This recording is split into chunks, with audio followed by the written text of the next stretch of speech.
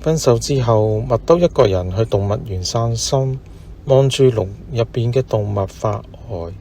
麥兜就自言自語講：點解我對麥乜咁好，佢都係要走？我係咪未夠好呢？動物園管理員見到麥兜一臉愁眉，走埋去問佢：細路，你望住啲動物咁耐，諗緊咩啊？麥兜講：我失戀啦，我都唔知點解，我明明畀個最好嘅嘢佢，佢都係會離開我嘅。管理員笑咗一笑，就講啦：你知唔知道動物園養動物最難係邊樣啊？麥兜就講啦：老虎、獅子。管理員話：唔係啊，最難養嘅係天空嘅雀同埋大草原嘅馬。麥兜就講啦：點解啊？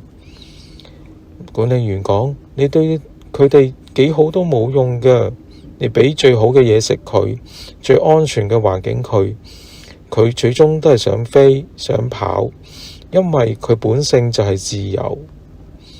麥兜靜咗一靜，即係麥乜係隻雀仔？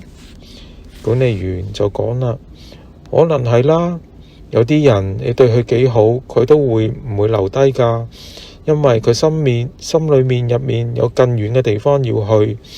你要學識接受，有啲雀係注定要飛走㗎。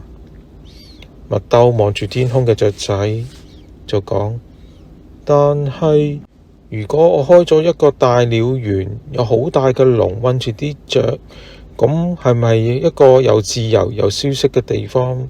佢會喺度啊？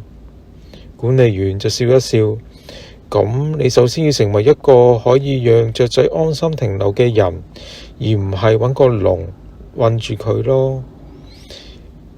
跟住麥兜就沉思咗好耐，就點一點頭，就講啦：我明白啦。